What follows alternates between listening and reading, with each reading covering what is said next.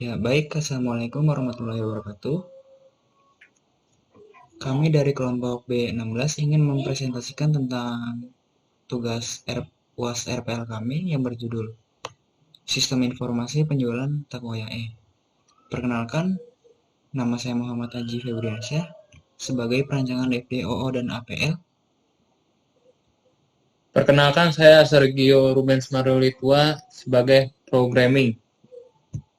Nah, di sini judul kelompok yang kami gunakan yaitu Sistem Informasi Penjualan Takoyae dengan lokasi bisnisnya yaitu berada di Depok dengan pemiliknya yaitu Andrew Antonius Saputra.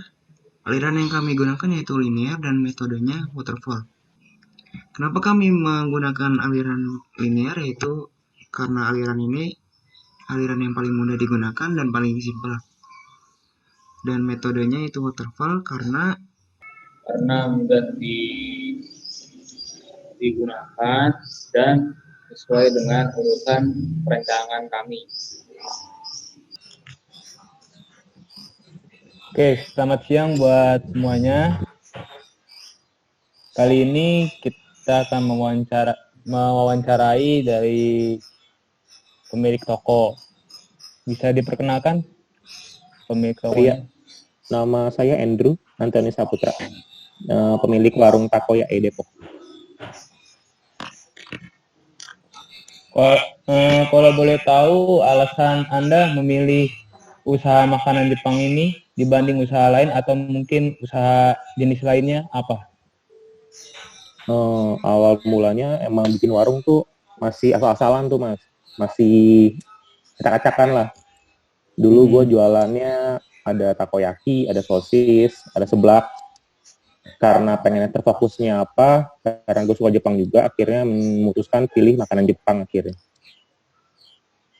Biasanya kendala yang terjadi ketika memulai usaha apa aja sih? Pertama kali gue buka sih modal nekat dulu ya. Habis lulus kuliah langsung ada modal dikit, langsung buka takoyaki, sosis. Kendalanya pasti dari seminggu pertama itu gak ada yang belanja tuh. Itu bikin stres juga tuh, bikin down. Pengen bikin tutup aja lah, nggak buka lagi, kan kerja sama orang akhirnya. Akhirnya kata bokap, nunggulah 3 bulan. 3 bulan ternyata puji Tuhan lancar sampai sekarang. Oke, terus untuk nama tokonya kenapa Takoyai? Apakah ada filosofi atau alasan yang lain? Kalau filosofinya itu di awal dari ini apa sih? Takoyaki kan ciri khasnya gurita. Gurita kan bahasa Jepangnya tako kan. Sedangkan yae itu inisial dari semangat lah, yae gitu. Itu sih filosofinya. Terus lokasi toko makanan ini di mana ya, Mas? Kalau lokasi Jalan Keadilan Raya nomor 2, Depok 2 Timur. Jam bukanya mulai dari jam berapa sampai Kita buka dari jam 2 sampai jam 11-an lah. Jam 2 siang sampai jam 11 malam setiap hari. Untuk liburnya masih belum tentu. Liburnya kalau kita lagi capek, kita pasti libur. Kita update di Instagram, di sosial media. Kira-kira ada menu apa aja nih di sana disediain menu makanannya? Kalau menu utama pasti takoyaki. Takoyaki dan ramen. Selain itu ada okonomiyaki, ada dimsum, ada gyoza, ada donburi, chicken katsu, chicken karage, ocha, yang ciri khas Jepang lah pokoknya. Terus yang di sana itu makanan menjadi favorit di sana apa ya? Takoyaki dan ramen. Sistem pembayarannya gimana itu? Pembayarannya kita ada cash, ada non-cash. Non-cash itu kayak GoPay, OVO, Shopee Pay, ataupun transfer langsung ke rekening Takoyaki. Terus sistemnya itu customer bayar dulu atau makan dulu bayar nanti gitu? Makan dulu baru bayar.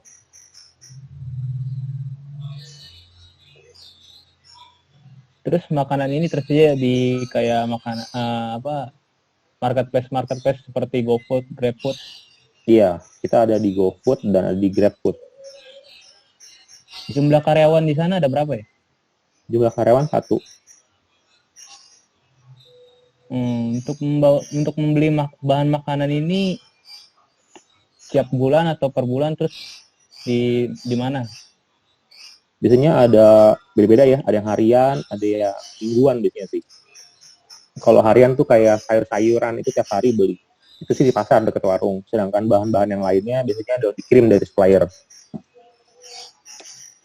Jadi tergantung stok makanannya ya, lebih satu. Iya, kalau buat sayur-sayur, telur tiap hari beli.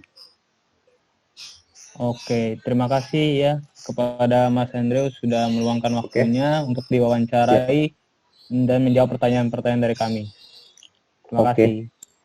Thank you. Aliran yang kami pilih adalah aliran proses linear. Alasan kami memilih proses linear adalah karena aliran linear ini mengeksekusi masing-masing aktivitas kerangka kerja dalam urutan tertentu, mulai dari proses komunikasi sampai dengan proses penyerahan kepada pelanggan. Nah, di sini bisa kita lihat dari grafiknya. Pertama itu adalah proses komunikasi. Lalu yang berikutnya yaitu proses perencanaan, lalu pemodelan, berikutnya konstruksi, dan yang terakhir adalah penyerahan kepada pelanggan. Oke, untuk selanjutnya kami mengambil model waterfall. Model ini akan dijelaskan oleh Virginia Anastasia. Di sini kita menggunakan model waterfall atau nama lainnya adalah metode air terjun, yang dimana adalah pengerjaan dari suatu sistem dilakukan secara berurutan atau secara linear. Jadi itu kalau kita tuh jadi bisa berurutan dari step 1, step 2, step 3, dan step 3. Kalau udah sampai step 3, berarti dia udah melalui step 1 dan step 2. Di model waterfall sendiri pun ada kelebihan dan kekurangannya. Dari kelebihannya dulu, kelebihan dari metode waterfall adalah satu, kualitas dari sistem yang dihasilkan terus akan baik. Dan yang kedua itu dokumen pengembangan sistem sangat terorganisir karena setiap fase harus terselesaikan dengan lengkap sebelum melangkah ke fase berikutnya. Terus yang ketiga tuh kelebihannya mudah diartikan. Tapi dari kelebihan ini juga waterfall memiliki kekurangan. Ada 3 kekurangan dari waterfall sendiri pun. Yang pertama, diperlukan manajemen yang sangat baik karena proses pengembangan tidak dapat dilakukan secara berulang sebelum terjadinya suatu produk. Terus kekurangan yang kedua tuh, kesalahan kecil akan menjadi masalah besar jika tidak diketahui sejak awal pengembangannya. Jadi sini tuh perlu ketelitian yang sangat tinggi juga.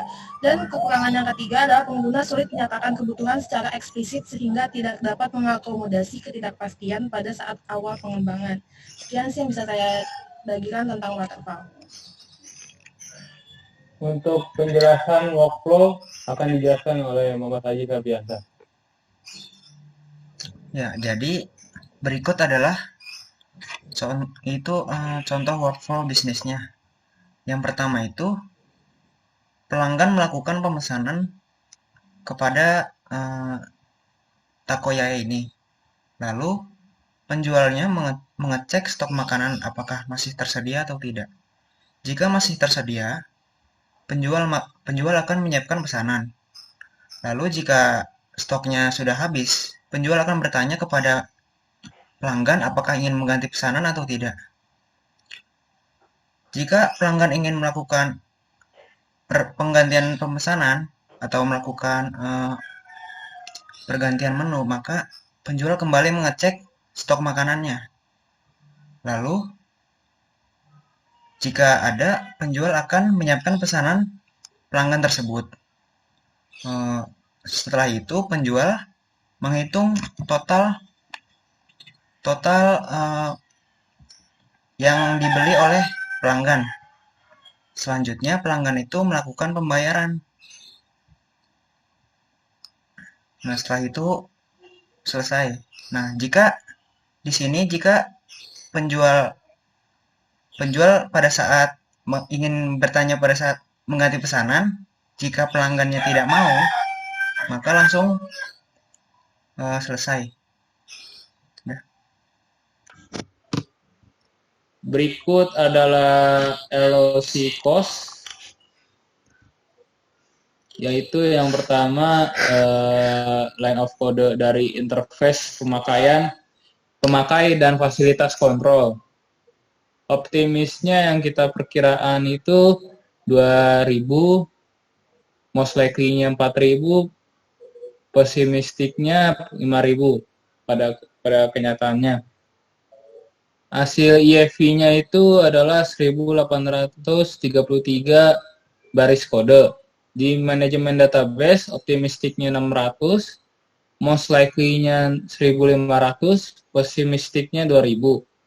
Yaitu IFV pada manajemen database itu ada 683 jumlah baris kode.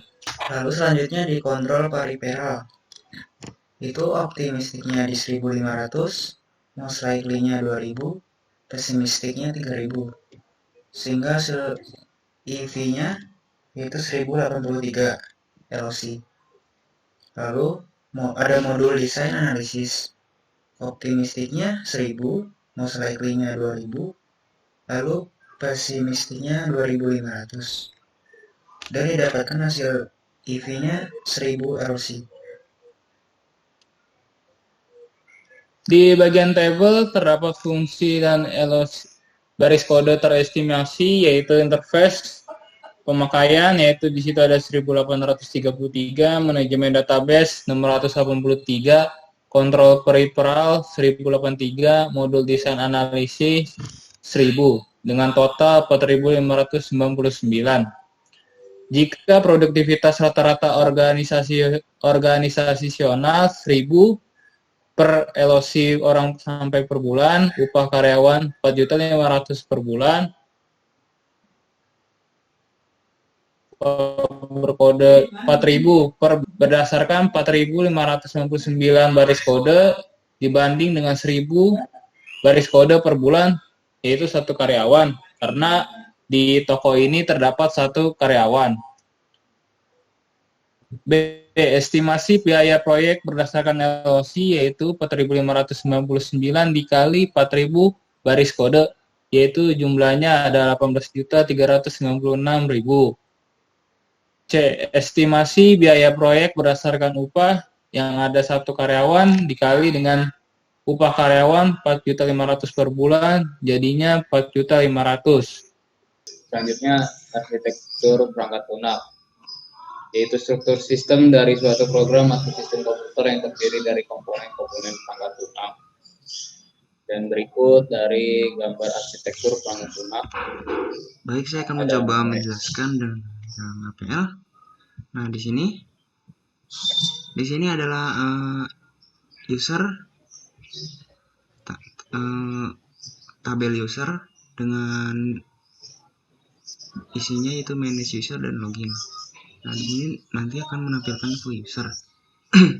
Lalu kita lihat di masternya, yaitu ada pelanggan, kategori, harga, dan daftar menu.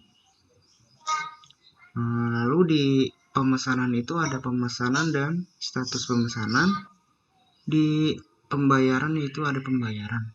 Nah, di sini ada tabel yang namanya daftar menu, itu masuk ke dua, yaitu di master dan di pemesanan, dan di pembayaran dimasuk 3.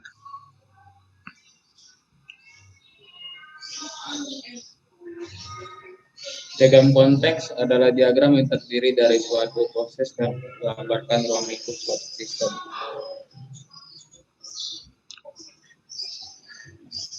Nah, di sini contoh diagram konteks dari kelompok kami. Di sini yang bisa mengakses sistemnya yaitu pemilik dan juga karyawan. Kenapa tidak ada pelanggan? Karena pelanggan tidak memiliki akses login. Nah, di sini bisa kita lihat dari sistem informasinya, pemilik menentukan login user, daftar menu, harga, dan juga kategorinya, dan akan dimasukkan ke sistem informasi. Nah, seterusnya sistem informasinya akan menampilkan info user, info menu, info harga, dan info kategori kepada karyawan.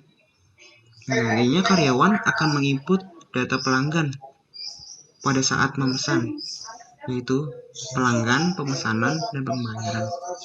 Nah, nanti infonya itu akan sampai kepada pemiliknya.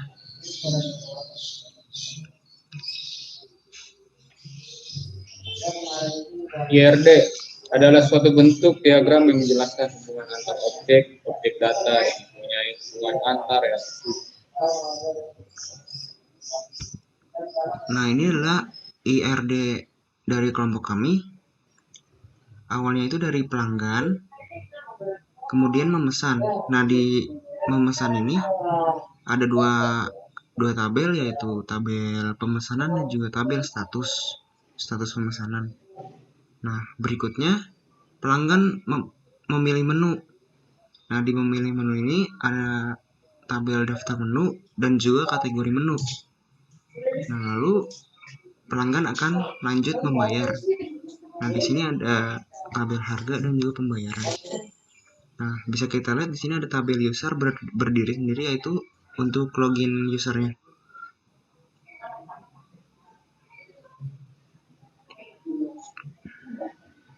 Yang berikut adalah database kami. Bisa dilihat dari database utama, yaitu di menu berkaitan dengan tabel dari menu kategori dan juga menu status. Dari menu status berhubungan dengan tabel pemesanan dan juga menu pemesanan berkaitan dengan menu pembayaran. Dari menu pembayaran, menu yang utama kedua berkaitan dengan tabel harga dan juga tabel pelanggan. Sementara untuk tabel user dipisahkan seperti yang tadi. Nah, ini adalah contoh dari use case diagram dari kelompok kami. Nah, di sini ada pemilik.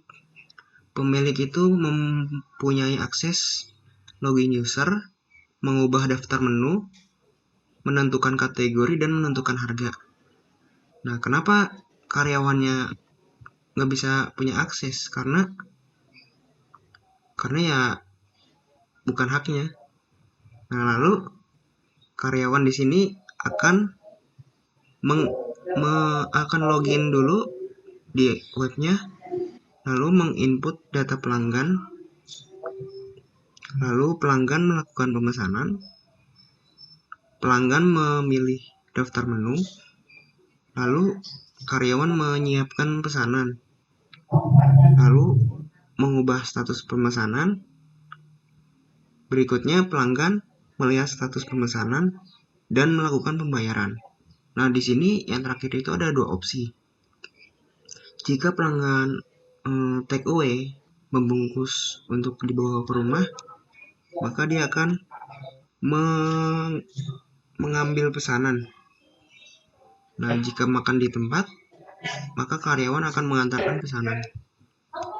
Nah, di sini ada tulisan include. Include itu berarti prosesnya ini tidak dapat berdiri sendiri, yang artinya sebelum ada proses ini, jika tidak ada proses sebelumnya, maka proses itu tidak akan terjadi. Jadi kurang lebih seperti itu. Nah, ini adalah kelas diagramnya. Di sini ada 8 tabel, yaitu pelanggan, pemesanan, status, pembayaran, harga, menu kategori, dan juga user. Nah, di sini kita lihat di tabel pelanggannya berisi ID pelanggan, ID pemesanan, dan juga nama. Metodenya itu yaitu pelanggan bisa memilih menu, pelanggan bisa memesan, melihat status, dan melihat pembayaran.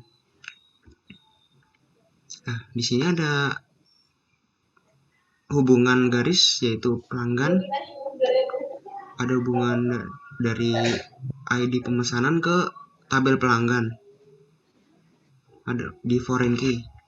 Lalu di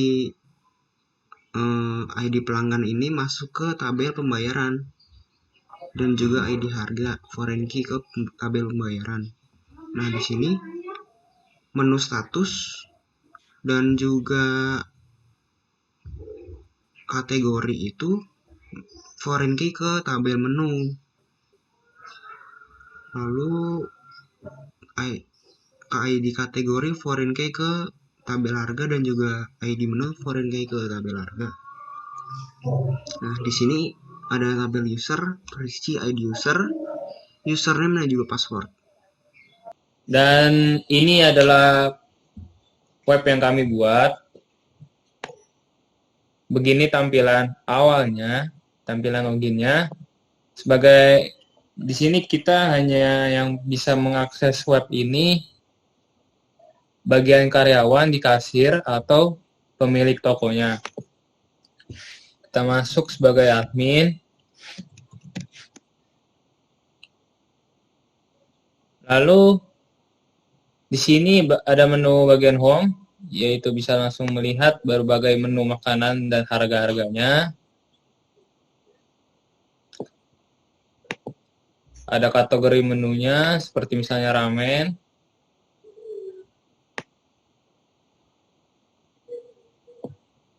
udon, atau yang lainnya. Nah, yang lainnya bisa diinput melalui, kalau mau input menunya, menu makanan tambahan dari sini, di admin panel tadi. Lalu kalau toko, menu,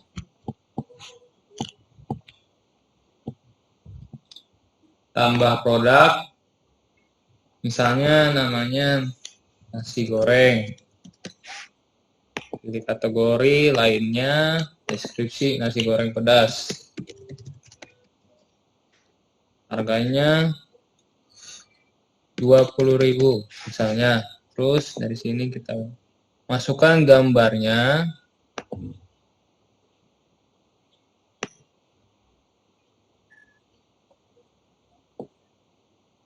Misalnya ini. Tambah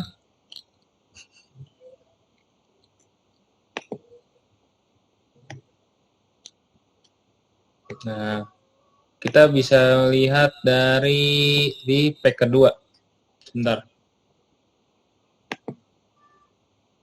Di pack kedua.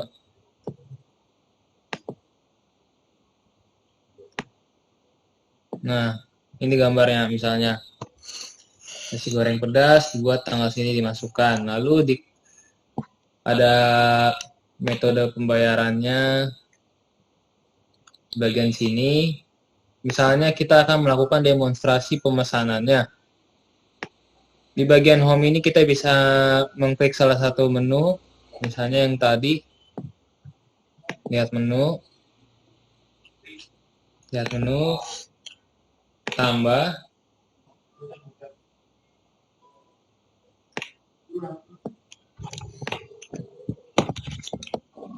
Kita coba cek keranjang. Tambah 1, misalnya kita mau bikin 3 di update.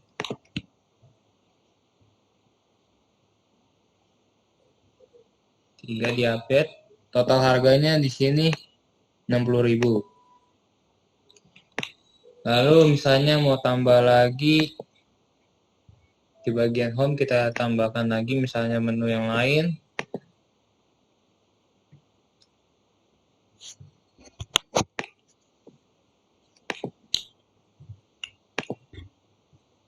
Kita add to cart.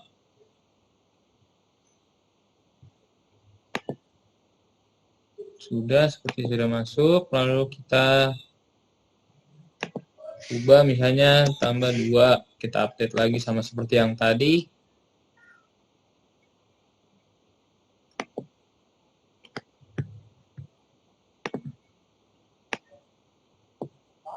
Lanjut ke checkout. Setelah melihat total harganya.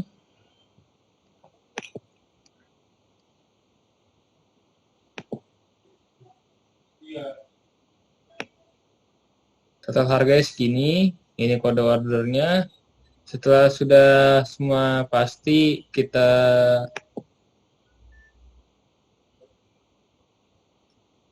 lihat daftar order. Di sini setelah selesai memilih makanan, kita akan melakukan konfirmasi ke pembeli, pembayaran melalui apa. Misalnya cash ataupun dari bank. Dari bank ada 3 pilihan. Kita pilih salah satu. Terus untuk isi siapa nama pemesan tersebut, misalnya Raihan. Terus tanggal bayarnya sekarang, langsung kirim. Setelah melakukan konfirmasi, akan kirim via email. Lalu di admin panel, di sini kita bisa melakukan kelola pesanan. Nah, di sini pesanan bisa terlihat ada satu sudah dikonfirmasi. Di ID pesanan bisa kita lihat, bisa kita klik apa jenis makanan yang dia order, produknya apa, terus nama pemesannya siapa, metode pembayarannya ini, kapan bayarnya. Lalu kita langsung siapkan pesanan.